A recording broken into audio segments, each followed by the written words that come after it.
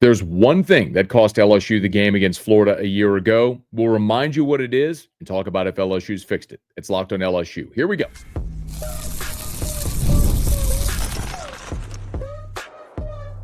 You are Locked on LSU, your daily podcast on the LSU Tigers. Part of the Locked On Podcast Network, your team every day. Okay, let's get it. It is Locked on LSU, your team every day. I'm your host, Matt Moscona. Thanks so much for making us your first listen. We're free, available wherever you get podcasts, of course, on YouTube as well. So please subscribe. As always, one of the fastest ways to help us grow is by leaving your comments below. So thank you sincerely for that. LSU is going to play Florida on Saturday in Tiger Stadium. But before we look forward, I want to look back. So let's jump at the DeLorean and crank the thing up to 88 miles an hour and go back to Gainesville a season ago, where LSU lost 27-16. Now, you might remember that LSU played that football game. You probably remember that LSU lost that football game in Gainesville. What you may not remember is how that game transpired. And when I run through this for you, it's going to be with really good reason why any LSU fan would want to permanently block this memory from your mind. Because LSU went to Gainesville and dropped a game it had absolutely no business losing. But there was one thing and one thing only that cost LSU that game. And today we're going to remind you of what that was and talk about how LSU might have fixed it. Let's go back to Gainesville. I want to run through some of these, okay? Numbers. If I handed you a box score at the end of a football game and you saw first downs 25-13, passing yardage 262-226, rushing 128-113, penalties 3-7, time of possession 41-43 to 18-17. You'd probably look at that and go, the team that had 25 first downs to 13, held the ball for 41 minutes to 18, or nearly 42 minutes to 18. The team that had only 3 penalties in the ball game. The team that outgained the other team. The team that was 13 of 24 on third down. The other team was 3 of 9, by the way. You'd probably say the team with 25 first downs, better than 50% conversion on third down, outgained them, outrushed them, outpassed them, held the ball for 42 minutes. That team probably won going away, right? That team was LSU. And not only did LSU lose, they lost by double digits in that game, an 11-point loss. So how in the world did LSU lose that game? Well, it's very easy. It is very easy to see. LSU against Florida a year ago allowed 7 sacks and 11 tackles for loss. LSU moved the ball up and down the field against Florida, but every time they put together a possession, someone on Florida's defensive front wrecked it. That's how that game went from start to finish. You want examples? How about LSU? A 13 plays, 41 yards. That takes up 6:45 off the clock, and LSU misses a field goal. Will Campbell had a false start in that drive and unfortunately set you behind the sticks, and you weren't able to overcome it. You miss a field goal. LSU put together a 14-play, 84-yard drive, 5:51 off the clock. Touchdown. That was Aaron Anderson's touchdown. Right before half, 12 plays, 47 yards.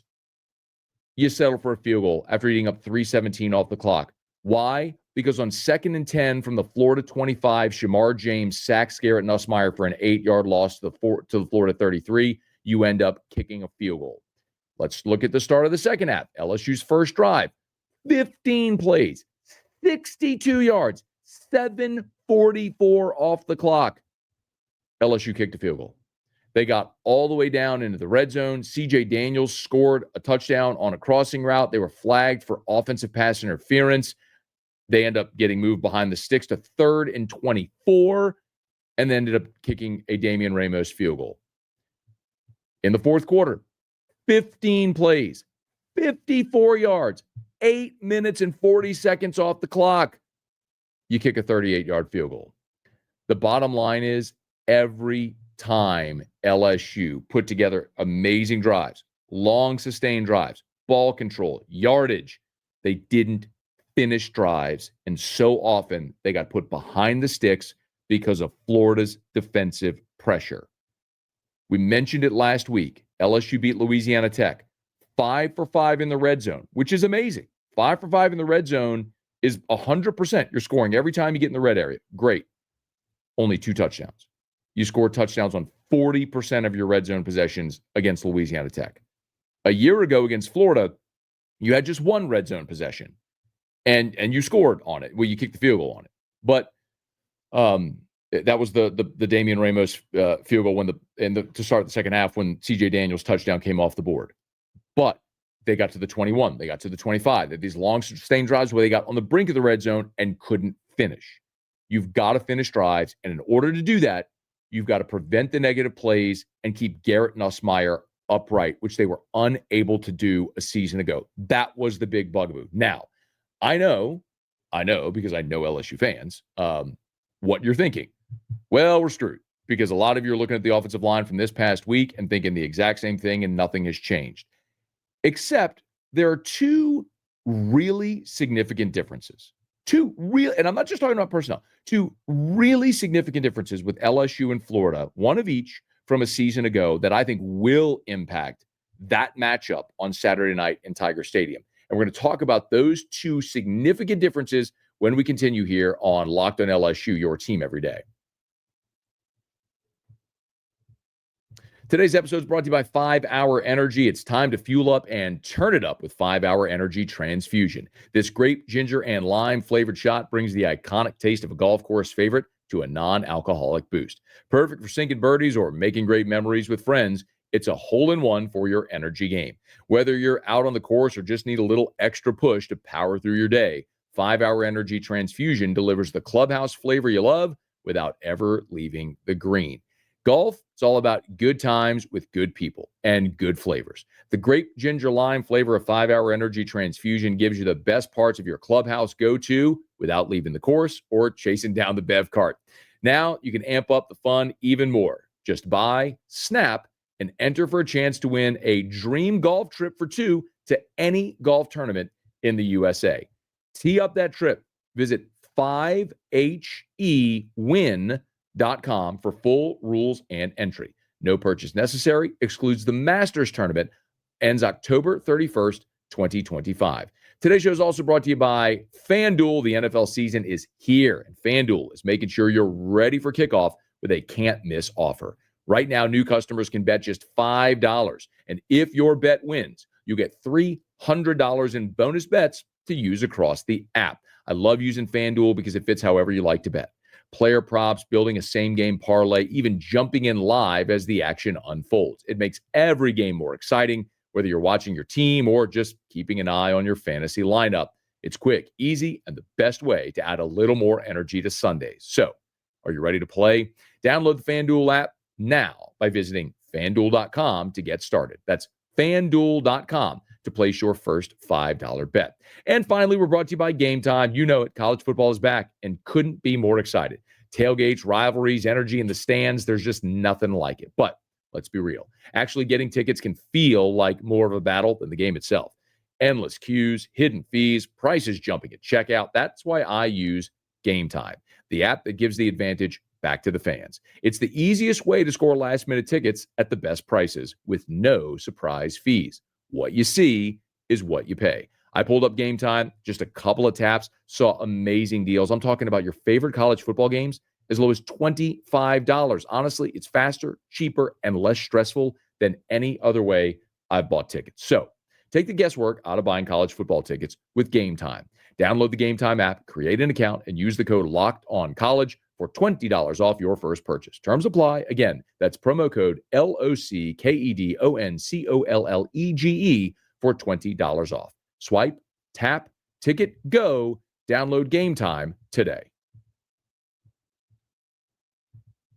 So we went through what was the biggest bugaboo for LSU a season ago. A game where they dominated the yardstick, dominated the box score. Again, look at that box score, cover up the score, cut it off, send it to a friend and say, who do you think won this game? And unanimously, you're going to get that answer that it would have been LSU. But it didn't happen that way because LSU couldn't protect their quarterback. They couldn't finish drives. So there's a few notable differences from a season ago. Let's first start with personnel, okay? There were some guys in that Florida defense that just went and wrecked LSU. Shamar James and Tyreek Sapp were at the top of the list. Shamar James had 11 tackles, 2 sacks, 2 TFLs, 2 passes defended. He was awesome. The great news for LSU is Shamar James now plays for the Dallas Cowboys. So he will not be in a place to wreck you this year. The other guy that was a menace was Tyreek Sapp. Tyreek Sapp had 8 tackles, 1 sack, 4 TFLs. Tyreek Sapp is still at Florida. He wears number 94. You're going to have to account for him. By the way, tied with Tyreek Sapp with 8 tackles in that ballgame was a guy named Jack Pyburn. He no longer plays for Florida. As a matter of fact, you well know Jack Pyburn plays for LSU now. So that's 2 of the top 3 defenders from Florida's defense a year ago against LSU. James with the Cowboys, Pyburn with LSU, that no longer play for Florida. We can run through the rest of the really significant players. Caleb Banks, who is a massive human. We interviewed him at SEC Football Media Days. In that game a year ago, by the way, Caleb Banks, 6'6", 330, a massive interior player, had 3 tackles, a sack, a TFL in that game a year ago. Caleb Banks has not played the first 2 games of this season with a lower leg injury. Now, maybe they're targeting his return against LSU, but it is fair to wonder at what strength is Caleb Banks if he's out of this undisclosed lower leg injury and hasn't played at all the first 2 weeks, even if he's available this week against LSU. Now, George Gums is another defensive lineman who had a sack, a TFL in that game a year ago. Again, a lot of players had sacks and TFLs. When you have 7 sacks and 11 TFLs, that's the way it plays out. George Gums is back. Kamar James is also back.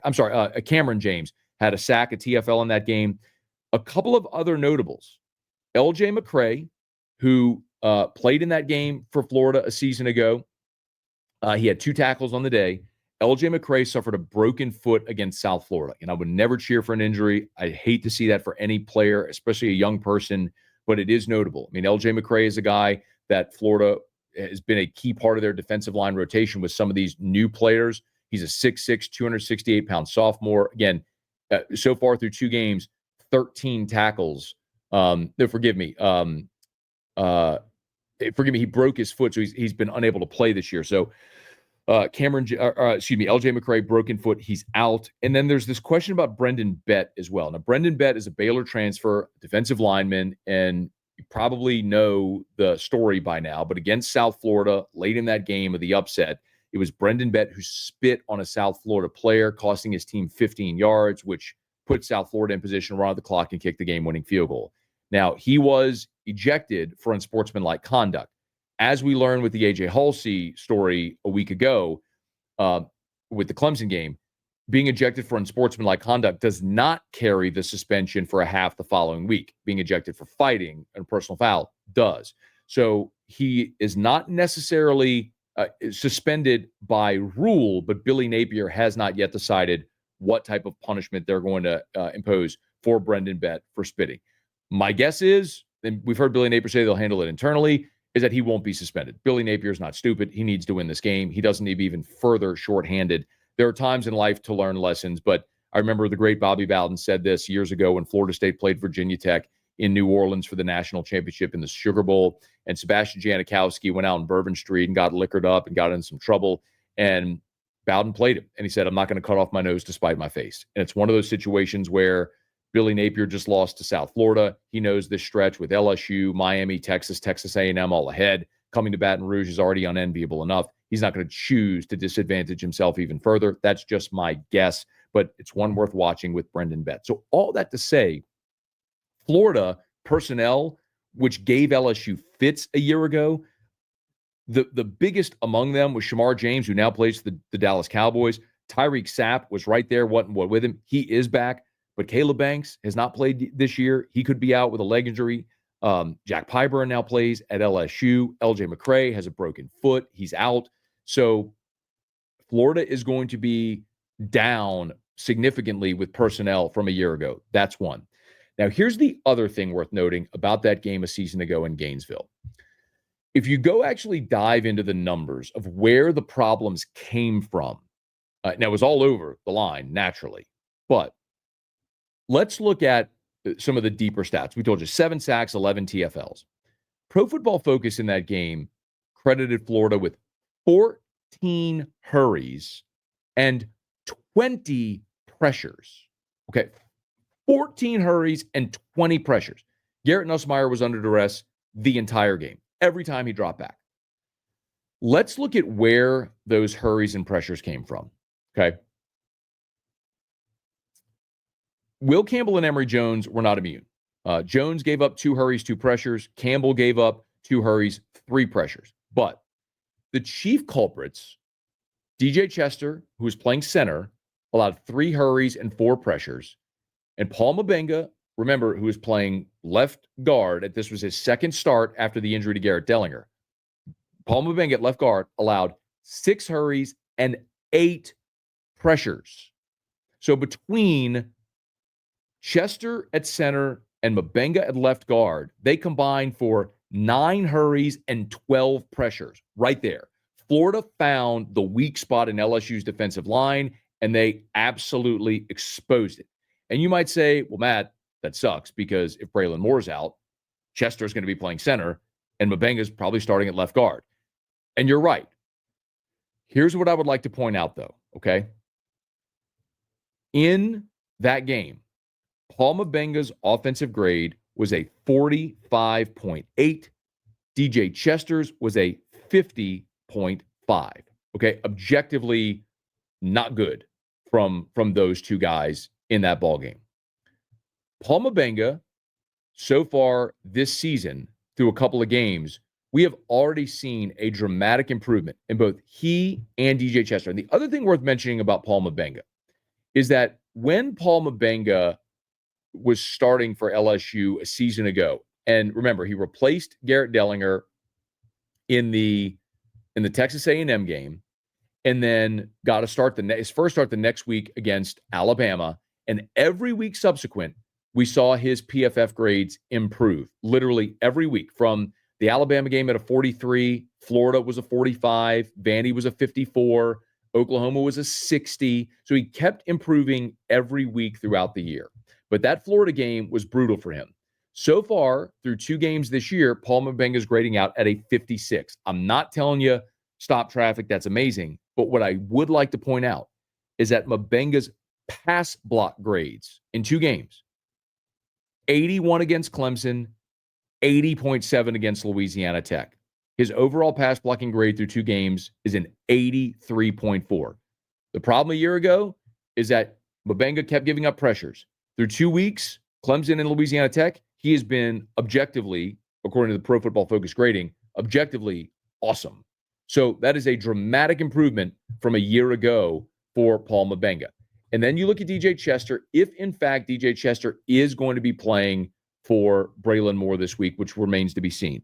Remember, Chester in that game at Florida a year ago, a PFF grade of 50.5 so far through 2 games. Now, primarily, obviously, he played 4 snaps against Clemson, but it was primarily the game against Louisiana Tech. His Louisiana Tech grade was a 63.8 with a pass block grade of 82.5. So Chester and Mabenga are the ones that were the primary culprits of allowing the pressures and the hits and the hurries on Nussmeier a year ago. Those 2 guys have, through 2 weeks, have dramatically improved their interior pass block rate. The issue LSU's had on this offensive line has been their ability to establish a consistent running game. Now, they ran for 120 yards against Clemson. We were excited about that. We were not excited about what we saw against Louisiana Tech, albeit they ran for a sack-adjusted total of 150 yards. But remember, Florida down a significant amount of their talent and production from a year ago.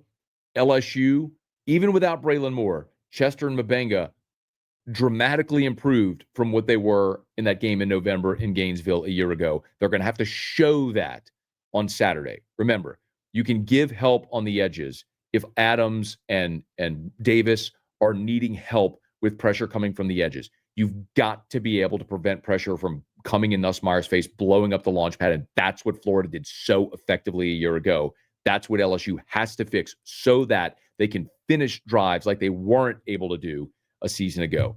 You want the game within the game? If LSU can keep Garrett Nussmeier upright and finish drives, LSU will beat Florida going away, like they should have done a year ago. If they can't protect Garrett Nussmeier and they keep settling for field goals, it'll be a nail-biter in Tiger Stadium again on Saturday night. Of course, we'll be breaking down this entire matchup as we lead you up to kickoff with LSU and Florida Saturday in Tiger Stadium. Okay, that's going to do it for this bonus episode of Locked on LSU. Please subscribe on your favorite podcast app, rate us, leave a review. If you're on YouTube, smash that like button, subscribe to the channel, hit the bell so you're notified whenever we post a new video, and let a friend know that they love the Tigers. We got you here every single day for Locked on LSU, your team every day.